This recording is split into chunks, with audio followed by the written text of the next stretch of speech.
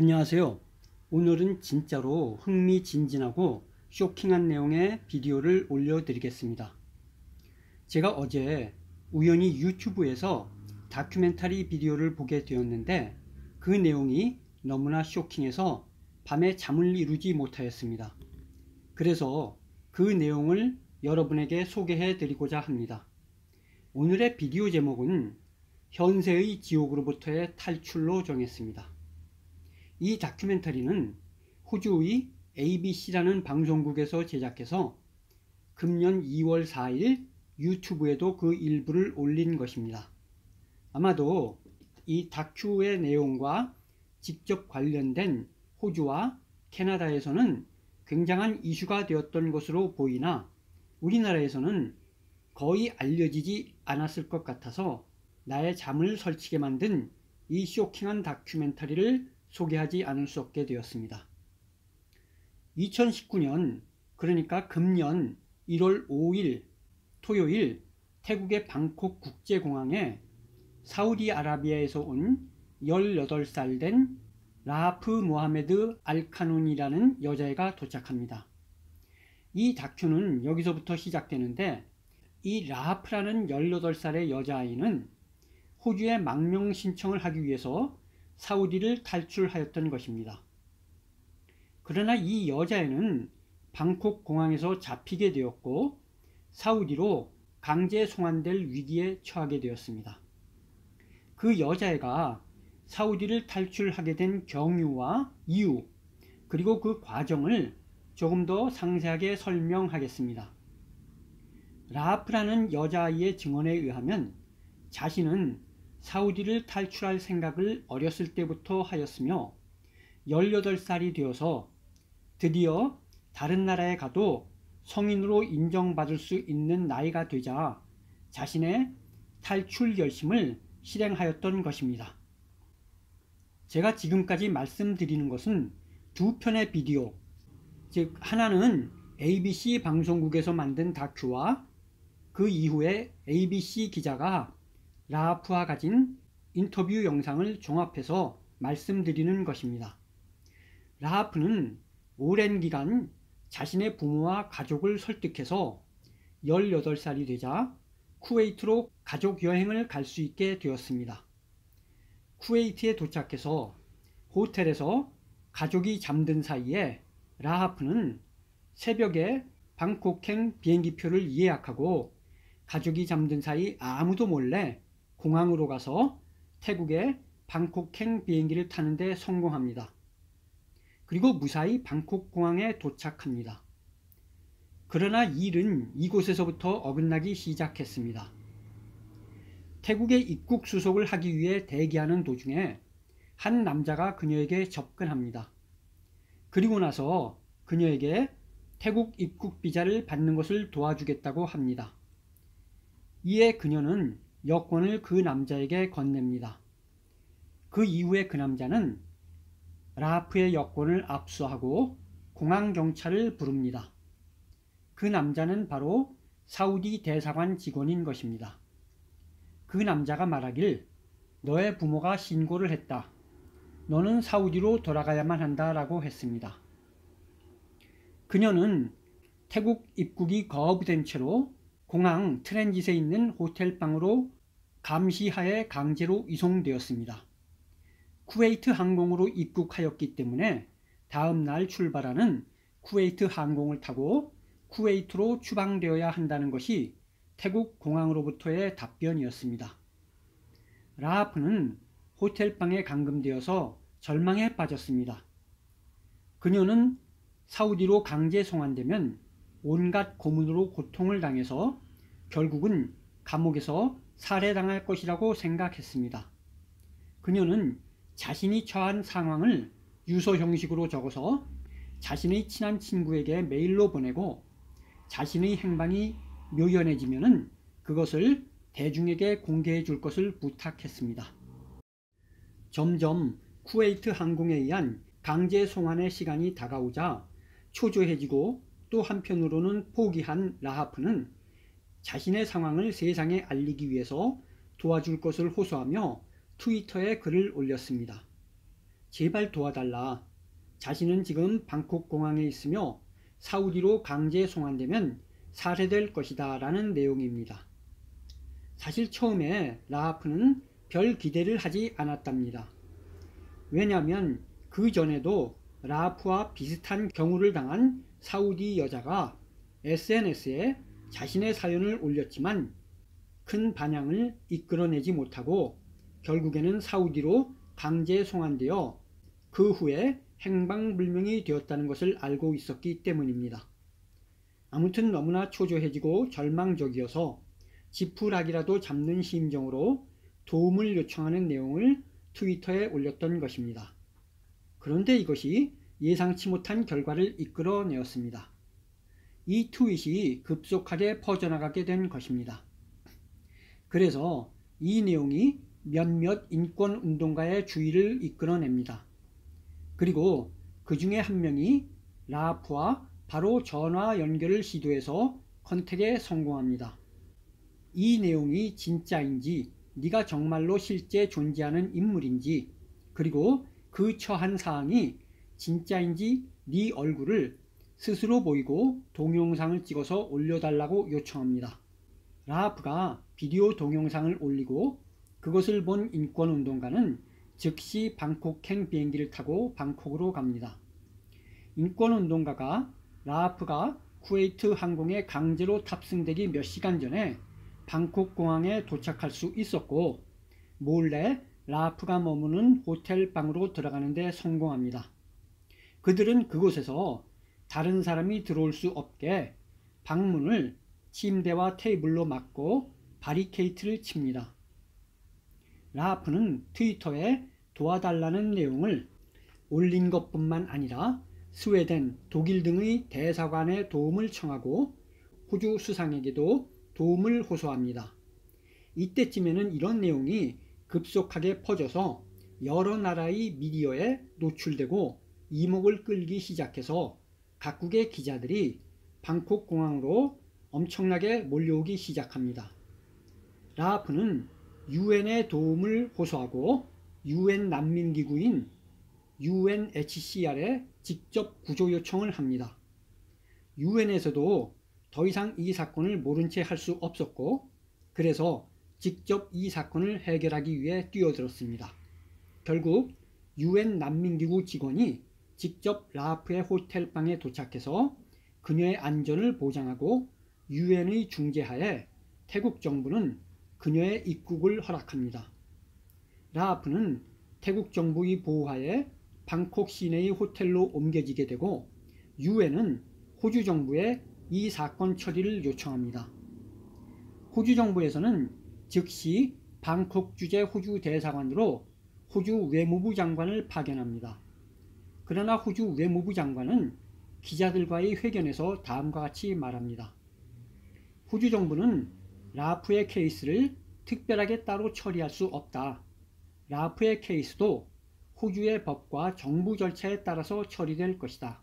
사건 처리에 있어서 정해진 시간이라는 것은 있을 수 없다라고 하며 일주일이 되도록 사건의 해결책을 제시하지 못하게 되었습니다. 빠른 시간 내에 이 사건이 긍정적으로 해결이 될 수 있을지 낙관할 수가 없는 상태가 되어버린 것입니다. 이에 사건의 빠른 처리와 라하프의 신변 안정을 걱정하여 초조해진 UN은 캐나다 대사관과 접촉하여 비자를 요청합니다. 캐나다 정부는 UN의 요청을 받자마자 즉시 비자를 승인하고 그날 밤 라하프는 캐나다 토론토로 캐나다에 입국합니다. 캐나다 공항에는 이미 수많은 기자들이 대기하고 있었고 캐나다 외무장관이 직접 꽃다발을 들고 그녀를 환영하기 위해서 마중 나와 있었습니다. 캐나다 외무장관은 라하프를 기자들에게 다음과 같이 소개합니다. 여기 용감한 새로운 캐나다 시민인 라하프 모하메드가 도착했습니다. 라고 말입니다. 제가 이 다큐 영상을 보면서 이 말에 조금 감동을 먹었습니다. 거창한 행사도 아니었고 화려한 수식어도 없었지만 자신의 인생과 생명을 걸고 탈출한 18세의 어린 여자아이에게 캐나다 시민이 된 것을 환영하며 그녀의 도착을 간단명료하게 기자들에게 알리는 감동의 순간이었다고 생각합니다. 라하프는 이렇게 캐나다에 정착하여 꿈을 펼치고 인생을 설계할 수 있는 삶을 살게 되었습니다. 그녀는 캐나다에 도착한 후 일주일 만에 가진 ABC 기자와의 인터뷰 영상에서 앞으로의 계획에 대하여 묻는 기자에게 다음과 같이 말합니다. 우선 영어를 배울 것이다. 라하프는 일상 영어를 어느 정도 구사하지만 아주 잘하지는 못합니다. 그리고 이제까지 시도해보지 못한 것들을 해볼 것이다. 내가 전에는 배우지 못했던 것을 배울 것이다. 나는 내 인생을 개척할 것이고 대학에서 계속 공부를 할 것이며 그리고 직업을 갖고 평범한 삶을 살기를 바란다. 라고 말했습니다. 그럼 여기서 왜 라하프가 자신의 목숨을 걸고 사우디를 탈출하려고 하였던 것일까요? 도대체 사우디아라비아는 어떤 나라이기에 이 어린 여자애가 자신의 가족과 친구 그리고 그의 모든 것을 버리고 탈출을 하려고 하였던 것일까요? 저도 이슬람 국가인 사우디가 여성들을 핍박하고 여성의 인권이 별로 존중받지 못한다는 것을 알고는 있었지만 이 다큐를 통해서 그 내용을 좀 더 자세하게 알게 되었고 그것이 내가 이제까지 피상적으로 알고 있었던 내용보다도 훨씬 더 심각하고 비인간적이라는 사실을 알고 놀람과 비참함을 금치 못하였습니다. 사우디아라비아의 법에는 가디언십 로우라는 법률이 있다고 합니다.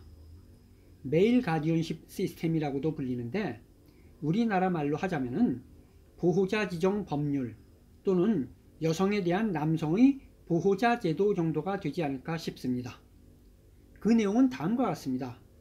사우디에서는 모든 여성은 반드시 남성 가디언, 즉 남성 보호자가 있어야 된다는 것이 법률의 내용입니다. 이것은 여성이 어리거나 늙거나 그 나이나 직위에 관계없이 태어나서부터 죽을 때까지 적용되는 법률입니다. 가디언은 주로 아버지나 남자 형제 또는 남편, 자식, 그리고 삼촌 등등이 주로 해당됩니다. 그러니까 쉽게 말하면은 어려서는 부모나 남자 형제가 그리고 결혼해서는 남편이 늙어서는 아들이 한 여성의 가디언이 되고 남자 가족이 없는 경우에는 가까운 친척 순으로 가디언이 되는 것입니다. 사우디에서의 여성의 삶은 남성 가디언이 모든 것을 결정하는 대로 따르는 것입니다. 크게는 여성의 결혼, 직업, 학교, 진로 등등은 물론이고 모든 대소사가 남성 가디언의 결정하에 있다고 하며 그러한 큰 결정뿐만 아니라 일상생활의 소소한 모든 일까지 가디언의 통제하에서 가디언의 동의하에 이루어지며 가디언이 동의하지 않으면 어떠한 일이라도 여성은 절대로 혼자서 할 수가 없다고 합니다. 예를 들어서 가디언의 동의 없이는 여행도 할 수가 없고 밖에 나갈 수도 없으며 누구를 만나는지 무엇을 할 것인지 무슨 옷을 입을 것인지 등등 이 모든 것들이 가디언의 통제하에 있으며 가디언의 허락 없이는 그 무엇도 여성 자신이 스스로 결정하고 할 수가 없다고 합니다. 극단적인 예로는 대학 교수인 어머니의 17살 난 아들이 가디언이기 때문에 대학 교수인 어머니는 17살 난 아들의 허락이 없으면 여행조차 할 수도 없다는 것입니다. 이 다큐멘터리에서는 라하프 이외에도 몇 명의 사우디 여성의 탈출기가 소개되는데 이 다큐의 주인공 격인 라하프의 경우 예를 들자면은 그녀의 실질적인 가디언은 그녀의 오빠였다고 합니다. 아버지는 그녀의 가족과 살고 있지 않다고 합니다. 다큐에 나오지 않아서 자세히는 모르겠지만 사우디에서는 남자가 여러 명의 여자와 결혼할 수도 있으니까 아마도 다른 여자랑 살고 있지 않나 추측해 봅니다. 그래서 그녀의 아버지는 그녀에 대해서 결혼이나 대학 진학 같은 큰 것만 결정을 하고 나머지는 모두 그녀의 오빠에게 일임하였다고 합니다. 그런데 라하프의 오빠는 그녀와 1살 차이밖에 나지 않는다고 합니다. 1살 차이 나는 오빠가 사실상 그녀 가족의 가디언이 되어서 실질적인 가족의 통제자가 된 것입니다. 라하프는 수시로 그녀의 엄마와 오빠에게 폭행과 폭언을 받아왔으며 6개월 정도 감금도 당한 적이 있다고 합니다. 6개월 감금 이유는 그녀가 머리를 짧게 잘랐기 때문이라고 합니다. 사우디에서는 여자가 머리를 짧게 잘라서 남자처럼 보이면 안 된다고 합니다. 말을 듣지 않거나 일을 제대로 못하였을 때 또는 기도를 잘 하지 못하였을 때 등등 수시로 구타와 폭언을 겪었다고 합니다. 라하프의 가장 큰 문제점은 구타나 폭언뿐만 아니라 자유가 없는 삶 그 자체와 스스로 미래를 결정하지 못하고 자신의 인생과 삶을 자신이 결정할 수 없고 타인이 대신 만들어진 삶을 살 수밖에 없다는 것이었습니다. 사우디 여성 중에 부자로 살고 잘 교육받은 여성들 중에서 사우디가 여성들이 살기에 좋은 나라이고 사우디는 여성에게 잘 대해준다 라고 말하는 사람들이 있는데 이것은 마치 그들이 황금으로 도금된 세장에 갇혀서 살고 있는 것과 같다라고 하였습니다. 시키면 시키는 대로 만족하고서 허수아비처럼 산다면 풍족한 가족의 도움으로 잘 먹고 잘 살 수도 있습니다. 바로 노예 정신에 찌든 삶을 산다면 만족한 노예로서의 풍요로운 삶을 누릴 수 있겠습니다. 하지만 그들의 삶은 허상이고 거짓의 누각으로 구축된 것입니다. 그들이 한순간 가디언의 눈밖에 나면은 그들의 삶은 지옥의 나락으로 떨어지게 되는 것입니다. 그들이 아버지나 남자 형제에게 또는 결혼해서는 남편에게 반항하거나 마음에 안 드는 행동을 하게 된다면 그녀를 둘러싼 허상의 삶은 당장에 깨질 것이고 오직 지옥 같은 삶만 남아있을 것입니다. 사우디에는 달 알 리아라는 여성 보호소가 각 도시 마을 곳곳에 있답니다. 이곳은 그야말로 여성들을 교화한다는 목적으로 세워진 곳인데 여성이 한번 이곳에 들어가면 나올 수 있는 방법이 2가지 이외에는 없다고 합니다. 이곳은 주로 이슬람 전통에 적응하지 못하고 거슬리는 행동을 한 여성들이 구금되는데 가정폭력의 희생자인 여성은 물론이고 심지어는 가족이나 남성의 부당한 대우로 경찰서에 구제를 위해 찾아간 여성들까지도 오히려 경찰에 의해 수용이 되곤 한답니다. 이곳에서는 온갖 잔혹한 일들과 고문들이 행해지고 있다고 합니다. 채찍질, 구타 등등은 물론이고 물고문, 전기고문까지 시행되며 성적 학대까지도 마음대로 자행되고 있다고 합니다. 이 다랄리아라는 여성보호소에서의 감금은 별다른 법적 절차를 받지 않고도 수시로 일어난다고 합니다. 이곳에 수감된 여성이 이곳을 나올 수 있는 방법은 여성의 가디언이 허락하고 동의했을 때만 가능하다고 합니다. 여성이 충분히 교화되고 세월이 흘러 나올 때가 되어도 가디언이 동의하지 않으면 그 여성은 죽을 때까지 그곳에서 나올 수가 없다고 합니다. 그 이외에 여성이 그곳에서 나올 수 있는 방법은 결혼을 하여 새로운 가디언이 된 남편에 의해서 나올 수 있다고 합니다. 그래서 때때로 수감 여성들 중에는 그 누군지도 모르는 남자와 무작정 결혼을 하여 그것을 빠져나오는 경우도 있다고 합니다. 몇 년 전 새로 왕권을 잡고 새로운 사우디의 군주로 등극한 빈 살만 왕세자가 자신은 젊은 개혁가다라는 가짜 이미지를 만들기 위해서 사우디 여성들도 운전면허를 딸 수 있게 법을 고쳤다고 대대적으로 세상에 공표하고 선전하였습니다.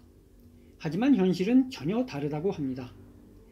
이 법을 공표한 뒤에 바로 그동안 사우디 여성의 인권과 삶의 질적 향상을 위해서 노력해왔던 사우디의 사회운동가나 여성인권운동가들을 모조리 체포해서 사형을 구형하거나 또는 다랄리아 수용소에 감금하였다고 합니다.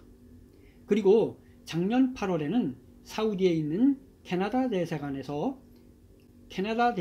공식 트위터 계정에 올라온 짧은 게시글 때문에 난리가 났다고도 합니다.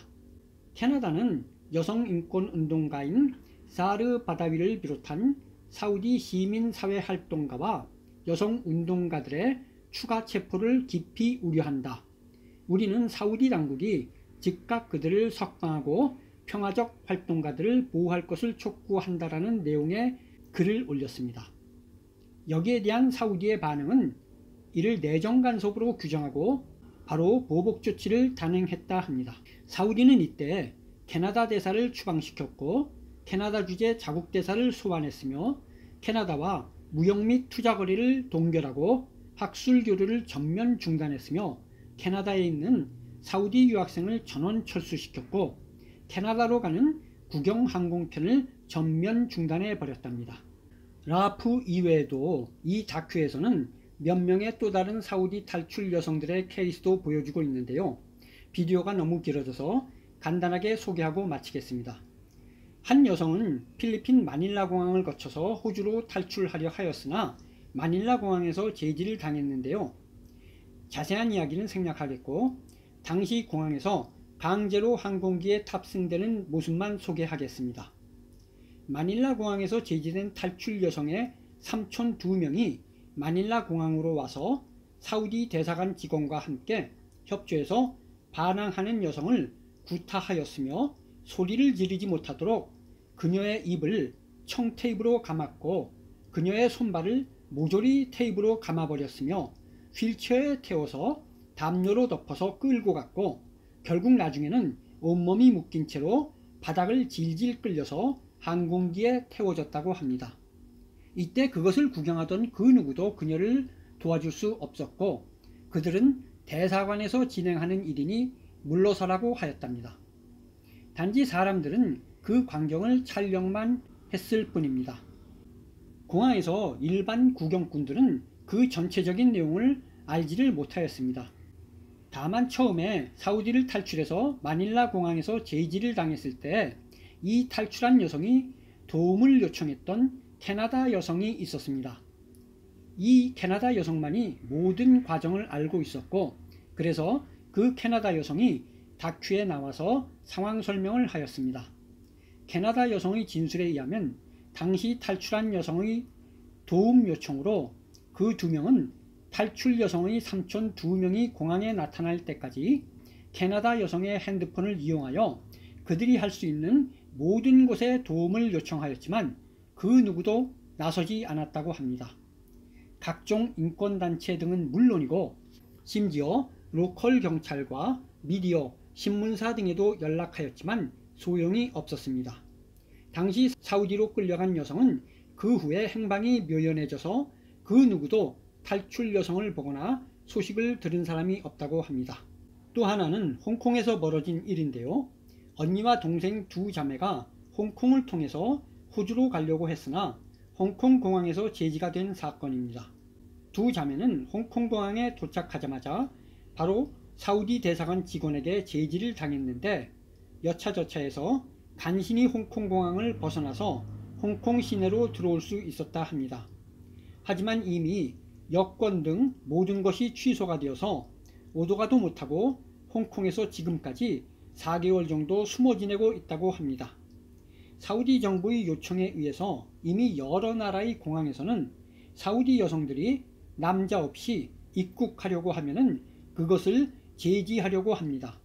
심지어 얼마 전에는 호주 공항에 도착한 2명의 사우디 여성이 망명 요청을 하였음에도 불구하고 강제로 공항에서 즉시 출국 조치되었다고 합니다.